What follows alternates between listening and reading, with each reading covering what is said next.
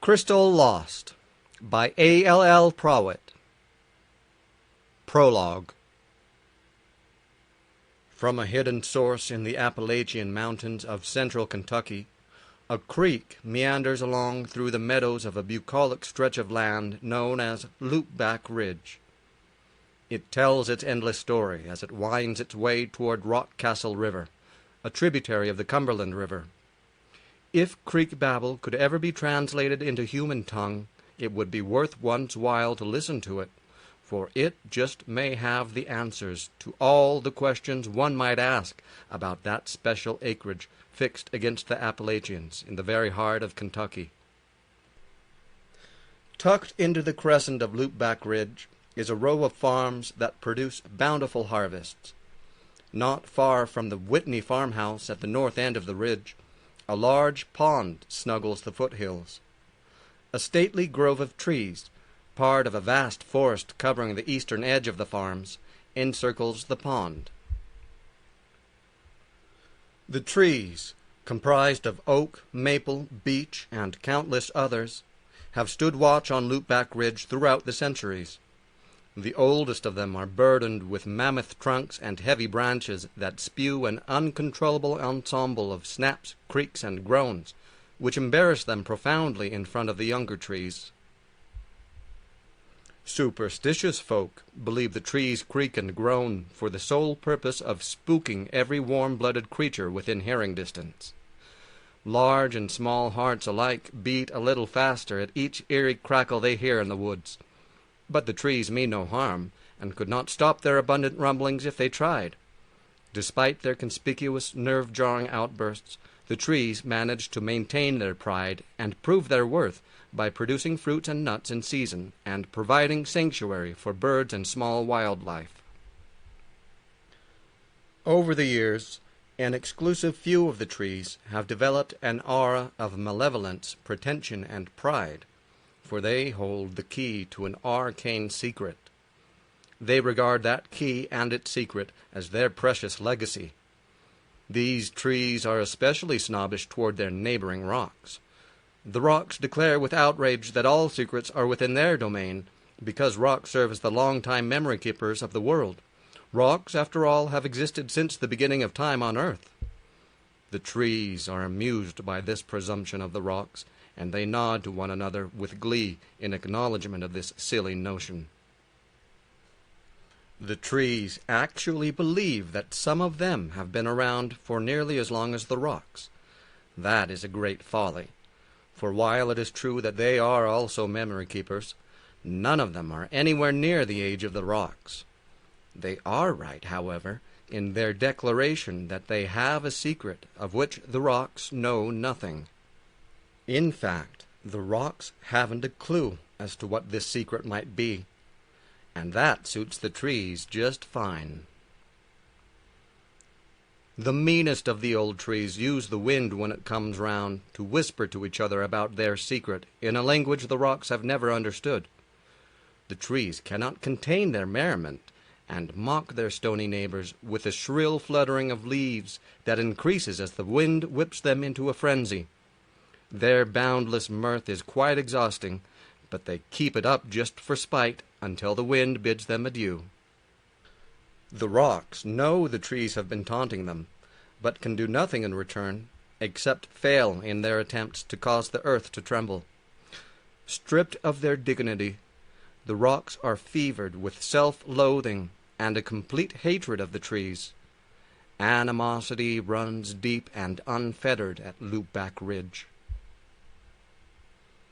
At night, the Kentucky hills are a black cauldron where the dense trees cloak the twinkling stars overhead.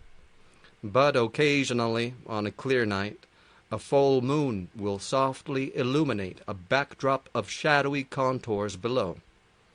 The animated silhouettes, denizens of the night, make a cacophony of animal and insect noises.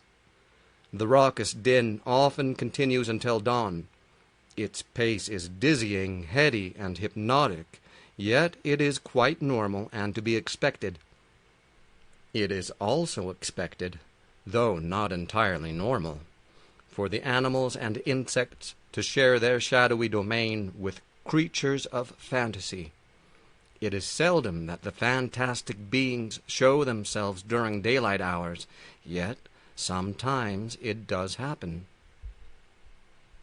The first people of European descent to settle Loopback Ridge were led by Daniel Boone through the Cumberland Gap in the late 18th century. They owned nothing more than the clothes they wore and the trusty long rifles they carried at their sides. They were of sturdy stock, composed of Welsh, Irish, and Scottish. Gladly and with optimism, they settled the idyllic land they found against the Appalachian foothills, and began at once to claim their acreage to farm. For each man it was the fulfillment of a lifelong dream, that of land ownership. The Native Americans, who were there before the settlers arrived, warned the newcomers that they were settling a dark and bloody ground. But the fearless homesteaders chose to ignore that warning. The strange legends of little people, demons, and curses meant nothing to the settlers, who would soon be citizens of a new state within the United States of America. After all, they were immigrants from lands rich in folklore of little people, demons, and curses, which to them were just as viable as the tales told to them about their adopted land. In time, the myths of the natives would blend with those of the newcomers to produce a culture unique to this part of the world. The first tasks of cultivating the ground and deciding which crops to grow gave the farmers no time to realize just how much out of kilter, odd, and even creepy their newly settled land was. The day-to-day work of clearing boulders and trees so the fertile earth could be tilled left the first generation of farmers drained, both physically and mentally, by the time the sun sank below the horizon, so they seldom had time to indulge in the sharing of supernatural occurrences with their neighbors.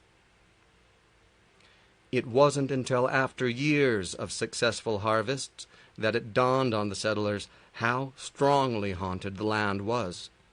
But by then they had bonded with it, and the land in turn possessed them. The twisted energy of Loopback Ridge sat on its haunches and waited. For 5 generations the farmers of Loopback Ridge had prospered, thanks to the farm's proximity to the nearby town of Loopback and the easy pace of country life. But in the early years of the 20th century, they ran into trouble. The farmers had new competition from farms that had been modernized and were utilizing trucks fueled by gasoline, much more efficient than horse or mule-drawn wagons. To keep up with changing times, the Ridge farmers devised a plan to build a new road that would provide them with easy access to town. Building that road might have been quite costly. Even back in 1907, the Cumberland Road had cost over $7,000 per mile to construct. But the 8 men and 4 boys who made up the road crew had no money to spare, so they used what they had plenty of: sweat equity. In mid-May of 1926, they began clearing the 14-foot-wide swath of roadway that was to be their salvation. Eager and energetic, the farmers believed that nothing could stand in the way of making their road manifest. But the road would never be completed as planned. Today their failed project is all but forgotten, and the otherworldly events that changed so many lives are now only remembered with any clarity by the few rocks that witnessed them, and, of course, the trees. But the trees of Loopback Ridge would tell you, if they could, that this is one of their lesser secrets.